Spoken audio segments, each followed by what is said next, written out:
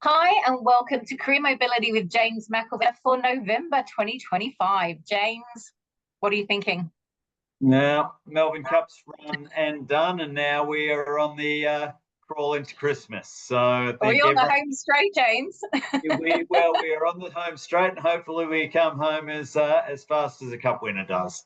Let's hope so. So we said last month that we were going to talk a little bit about that sort of run up to Christmas because, experience tells us that this is actually a really still, good time of year to be out there networking and definitely having some really great, not only strategic, but also kind of conversations that enable you to have, just thank people for the help they've given you this year.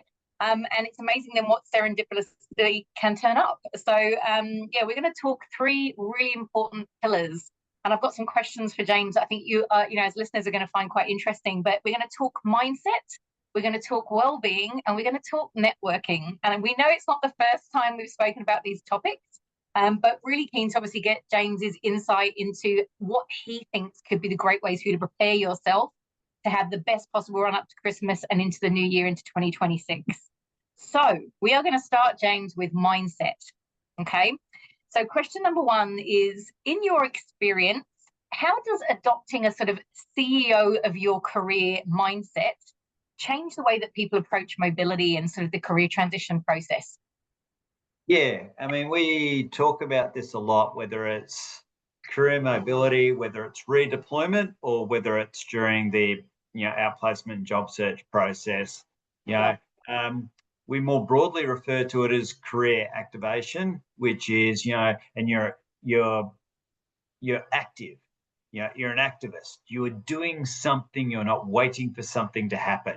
Yes. The other term which you've referenced, which we use a lot, is you're CEO. Like, you're driving it. You're making the decisions. Again, you're not passive. You've got a clear strategy, and your job is primarily to execute on that strategy and not let anything get in your way and remove any roadblocks. But also ride with the bumps and make sure that the big picture is you never lose sight of it. So that's why I like both those terms. It's the Yep. activity, the ownership, and like the driving the results. Work with your LHH coach, because they're going to be able to give you some really great ideas and really kind of, give you a good roadmap really to follow. So definitely do that. So question two is, the market is evolving fast, probably faster than most of us can sort of keep up with, really. How can professionals sort of build, balance that adaptability with confidence when they're stepping into the career transition process, but then hopefully into that new role as well? Yeah, I mean, the number one thing here as a takeaway would be, like, use the whole growth over perfection model, the Pareto principle of like 80-20. If you are waiting around until you are 100% there, if you're waiting until you've 100% completed all of the coursework and all of the reskilling for everything that's required, you may just never get there, Yeah. because by the time you've actually got to 100%, the goalposts moved again. And like those poor greyhounds chasing like the mechanical bunny, right? Like it's set up so that you're never going to catch it if you're waiting for perfection and ticking every single box. So what that means is, practically in application, talk about the journey that you're on, talk about the things you're doing, allow some space, and have the courage to actually go for something you're 80% there and own it. Like, own the fact that, this is what I've already got. Here is my clear transferable skills and suitability. Here's the hard work that I'm doing right now. And here's the additional work I'll do once I'm sort of in role. And one final point here is, it actually shows more than the perfection of having everything ticked off. It shows this continuous learning mindset, mentality, and adaptability, which these days is way more important to a future employer than ticking boxes. So true, isn't it? That sort of growth mindset, being willing to learn. The reality is there are so many things, and we definitely spoke about this last month when we talked about AI, which we generally get back to at some point in our discussions because it's just such a big part of everything now. But, just showing you're willing is so important, isn't it, in today's sort of workplace? So, and certainly in recruitment process. So, question 3 for mindset. So, what strategies do you recommend for staying both future focused but also building career resilience? Yeah, I mean, again, it's one of those terms that's well thought out. Career resilience, it does what it says on the tin. It's like, how do you, through this process, make yourself more resilient to changes? Not just now, not just in like a transitional period, but for good. And it links perfectly to that prior point around, demonstrating the growth mindset. But one of the things we've really noticed, and we've just completed a white paper which talks about the imperative link to reinventing one's career and being able to continuously do it. And I only shared 2 of the data points, but we can make the paper available for anyone who's interested in reading it. But one of the critical things is that of the people who come into an outplacement program, 78% of them have the more traditional ask, which is, could I have pretty much the same job, more money, please? Yet what we're finding, and this is on the basis of over 200,000 of the over 500,000 that went through programs with this last year, but of the 200,000 that were surveyed, 58% of them had made some kind of shift.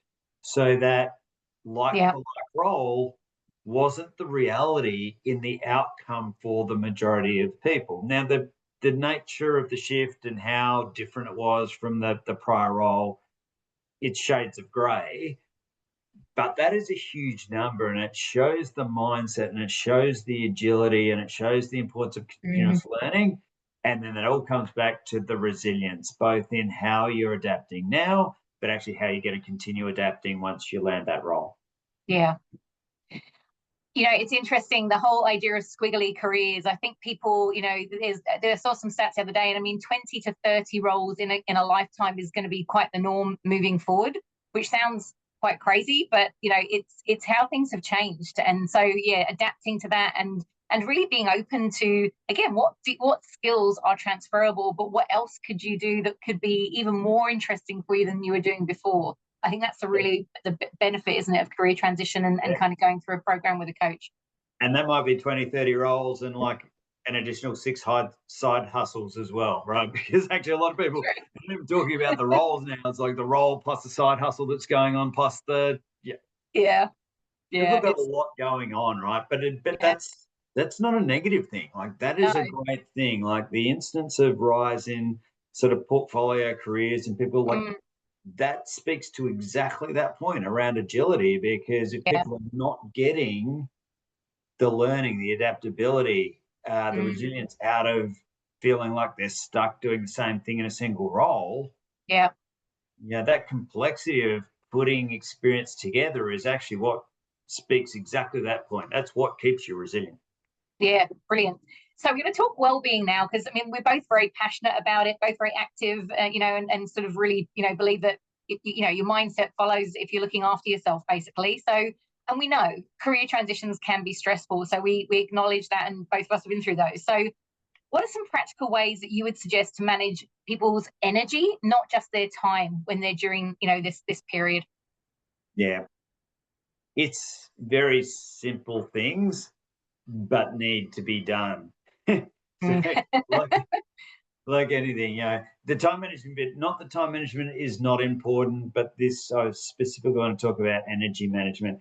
It's actually thinking about how you're going to turn up and present the best version of yourself. Yeah. So whether that is doing something invigorating to get the blood pumping before you pick up a call, if you're calling back, right, about I'll give you an example. If you're calling back about a role, this is a really important call. It's not actually part of an interview process, but there's going to be some assessment component. Like you're likely to be more caught off guard and less prepared than what you would be if you're going into a formal interview and the adrenaline's pulsing and all the rest of it. So it's a perfect example. If you're the one making the call, get up, go for a quick walk. It doesn't have to be far, just can be around the house to get the blood pumping, and then take the call, make the call, right? Or if you're one of those people like I was, who I used to walk and talk on a mobile, and that made me think better and could hear the energy in my voice because I wasn't sort of slouched in a chair. It's individual, but it's important. So just know what your energy settings are, know what gives you energy, and be really conscious of the impact that has on Mm. how you portray yourself, because people can hear it on the other end of the phone. I can in everyone I deal with. I can tell where their energy level is at, and people will A, meet your energy level, and Yep. B, assess you for it. Yeah, it's an interesting one. I often, James, share with people to use LinkedIn, the voice, sort of gone in 60 seconds, almost, little snippet there. It's great for thank yous. But you're quite right. If people do have low energy, don't use it because you can hear it. It's kind of palpable. So yeah, it's really important. But again, even voice sort of, voicemails and things like that. It's all of those things communicate really clearly. So yeah, wonderful examples. So second question as part of wellbeing. So resilience often comes from self-compassion and actually really self-awareness as well. So how do you see this playing out for leaders and job seekers in this time, particularly in the job market we're in? Yeah. I mean, one of the things that never fails to amaze me and experience, both through people I deal with in the LHH programs, but also family and friends who have Yeah, been through similar scenarios. And each person is different, but it doesn't take much for someone's confidence to be very dented from you're in a role, you're flying, particularly in the instances where this has come a little bit from left field for people, like it yeah, wasn't anticipated or engineered or wanted. And then you're back into a job search process, which, even in the best circumstances, is a task that requires resilience. And so the yeah, take here is actually just being kind to yourself. Negative self talk can massively impact your resilience, but to our prior point, also your energy as well. And so yeah, just be kind. The person who hasn't called you back the very next day, it's not because of you or because you're not the right fit. It could just as easily be because they're swamped and they're feeling bad for the fact they haven't got around to it. Um, yeah, so I think the number one thing is don't let that negative voice um, take control and knock your confidence. Make sure you fight back with positive affirmations. Remind yourself about the things you're doing, the structure you're putting into it, and yeah. what we're just talking about, the fact that actually you're owning this. You've got a solid plan. The one thing we know Mhm.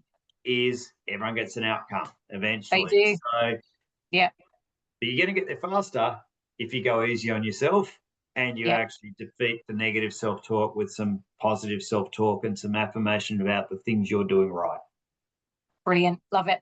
So another question in the wellbeing space. So hybrid work has definitely blurred boundaries in the workplace. It's been, quite an interesting discussion, we know, at least over the last 12 months.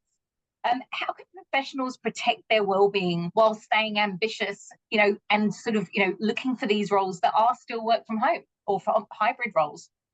Yeah. Look, I think one of the things I love, it started with COVID. It's now continued on into, or post COVID, it's now continued on into, how people adapt to hybrid work is Yeah, actually often found or unlocked things when it comes to setting up boundaries and work life balance that they never had previously.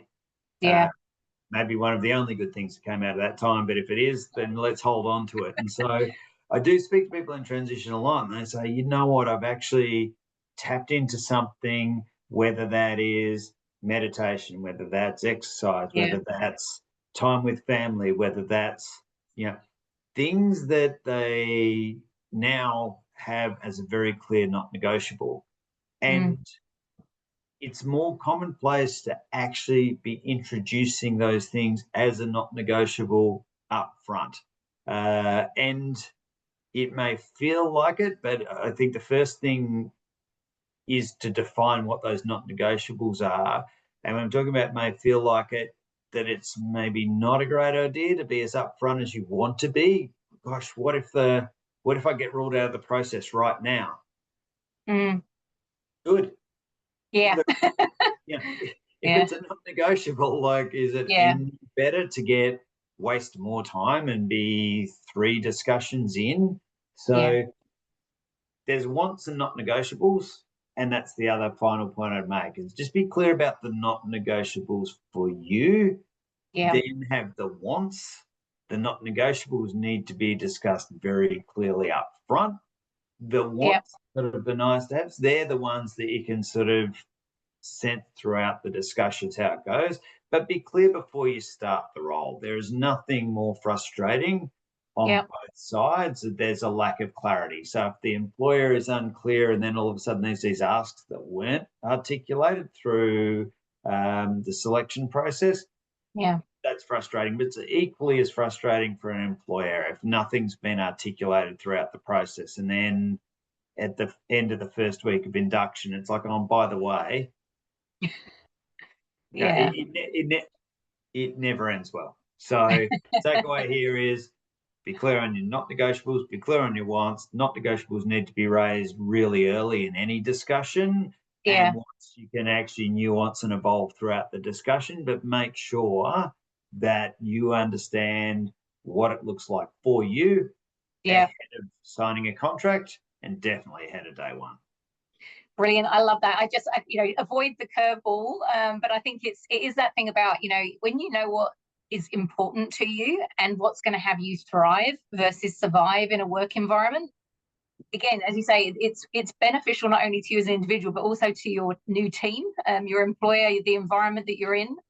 It's a bit like salary packages and all those things. Like, make sure you're really clear that you feel like for your skill set, that's value. Negotiate on time if you can't negotiate on money. Like, there's always things that can be discussed, but yeah, go in knowing that you're feeling like this is going to be something that's going to be good for you, good for them. Because otherwise, yeah, you're going to find that actually it does erode your well-being. And yeah, we want to ensure that that stays intact and that you thrive and, obviously have a great experience. All right, so the final section we're going to talk about today is networking, and such an important time of year, I believe, to be networking because, generally people are pretty happy leading up to Christmas. They know they're going to take some sort of break, potentially see family. Sometimes that's good, sometimes not so much, but, they're going to see friends, they're going to have a little bit of fun. So we're going to talk about the networking season. We're going to talk about a few things. So the first question for you, James, is networking for some people can feel really transactional and frankly a little bit awkward. So how can people shift towards building more sort of, authentic relationships when they're networking? What are your thoughts? Yeah, for starters, and I think you picked this up, this is absolutely an amazing time of year to be focusing on networking. Yeah. I am always concerned when I hear someone say, "Oh, well, not much will happen in November or December. I guess I'll sort of go into park and start again in February when it comes to my job search." It's like, no, like you are missing like one of the best opportunities that exists throughout the year because Yeah. there's a lot of natural networking events. There's a lot Yeah. of colleagues from prior employers getting together and having Christmas catch ups and drinks. Like staying Mm. attuned to this stuff, like is doing what I'm about to give as the number one bit of advice here, which is it's relationships and it can't be transactional. And the way it feels transactional is if your approach has been to go and ask for something ahead of the relationship being at a point when you should be asking for that thing. Yeah. So, there is a certain amount of what are you bringing to the discussion. Now, it could be as simple as just bringing gratitude to the discussion, to take the time, as you said at the start of the call, and Mm. appropriately thank people for Yeah. their assistance at a time when it's really useful to you. It might be some industry insights that you have, that you can bring to the discussion before you start going in and saying, "Hey, by the way, any jobs going where you're working?" Too soon, like, and there is no there's no absolute rule on this, but the takeout is think relationship first, and then think particularly for asks. Are we at that point in the relationship where I feel the ask will be well received? And you Yeah. give much more chance when the ask is put forward for it to be delivered upon. And it's a series of discussions too. So never look at networking as everything's got to be done in the first discussion. So that overlooks the fact that a relationship can be built through multiple catch ups. And if you're doing things right, you won't get just one shot. Yeah, beautiful. I love that. So second question is, we've spoken a lot about serendipity. You know, I'm a big fan of it, you know, when things just happen because you're just out there doing stuff. Why do you think like that openness to chance encounters is so powerful during career mobility and career transition? Look, I do think because you just don't know who knows who. I mean, that is the very essence of network. Yeah. And so the one thing I will say, you're more likely to get a advantage out of serendipity when it comes to being clear Mm, about who you are, where you're at, and where you're going, and allow people a chance to make those connections. You won't know, you won't see all the people. Even LinkedIn's a powerful tool, but even that can't tell you that by catching up with TJ might just know someone who I couldn't see she was connected to. But in a mm, catch up, she's going to tell me that I'm connected to someone who I've been trying to track down or speak to for 6 months. Yeah, yeah. just be open to opportunity, but the best way you'll get the outcome from that opportunity is by clarity in the way you articulate yourself in any networking discussion. Brilliant. That brings me to James. I'm going to hang up on question 3 for now, but with regards to the marketing plan. So I know we've spoken about that in other conversations, but I just want to bring it back in here because I'm so passionate about it. I've actually I've written a second article about it, so much so that I believe it's like a treasure map. And I think the beautiful thing about it is when you go out and see people, it shows people the clarity and the kind of pathway that you want to take, what your secret sauce is, you know, what you've been focusing on, who you've been speaking to, all that fantastic intel that then someone can go, oh, actually, hold on a minute, that's given me this thought. You know, it kind of sparks the brain to start thinking about other ideas, provides that clarity and direction. So I highly recommend, if you're meeting people for a coffee, don't send it ahead of time. It's not homework for them, but it's something that you can kind of go, hey, look, this is what I've been thinking about. It enriches the discussion, but it also just gives super clarity around, these are things I've been thinking about. This is a company, you know, this is something that I've looked at and it isn't for me. That helps someone else when they go, oh, actually, okay, I won't go down that rabbit hole with something, but actually let me go over here because I think I know someone there. And we also don't know who people's family are, or you know, who people are related to, all that kind of stuff. So there's always people, as you say, that we don't know in each other's networks. So really love that. But yeah, marketing plan, massively important. And I will actually put the links to the 2 articles that I have on those because they're just really, I think, going to be really powerful for this season. So the final question, James, what's your advice for, and you've kind of alluded to this a little bit anyway, but giving before asking for something. So, you know, it's definitely something that people, again, then they people are networking because they're looking for roles, but what's your advice for giving before you actually get in networking? And I guess the important thing is, how does it build trust with people? And I think that's really the important part. What are your thoughts? Yeah, I mean, back to what I mentioned earlier, it can be as simple as like if you take a concept like give before you ask, Mm, um, it could be construed as, well, I don't have anything to give, so I won't set up the meeting and I won't ask for anything.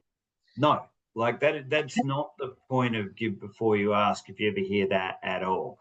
The point of yeah, give before you ask could be something as simple as just explaining how important it is to you, how meaningful it is, gratitude for it, yeah, pay it forward.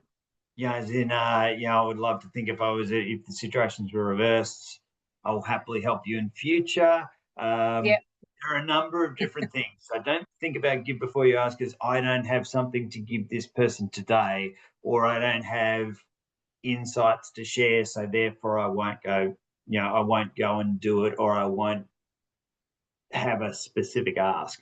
Because networking without an ask is really a discussion. It's not networking. The ask can be, and I think we've covered this in previous discussions, but the ask could be many different things. The ask could be a follow-up meeting because this has been one step in the relationship building, or the ask can be a direct connection to another person, or the ask could be a specific reference in for a role that you're currently in a process for. So it's like the marketing plan.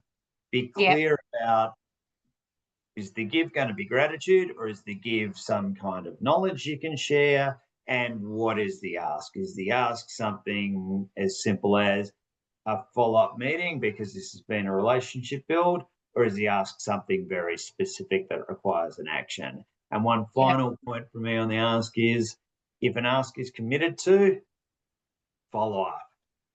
Because people generally don't commit to things they don't intend on doing. There's a difference between intent and action with a lot of people. And often the difference between intent and action is busy with other stuff. So a reminder is not hounding, or a reminder is not putting the person in an awkward situation. The reminder is helping them deliver on their intended action. So just one final point on the ask plus reminder if it hasn't been delivered. Oh, I love that. I think it is so important. I think, one of the things that with networking, to close out the networking part, as I mentioned earlier, it can be awkward for some people. And what we want to really just bring it back to is you're just having conversations. And as a result of those awesome conversations, you're building relationships. That's just that's really the secret sauce.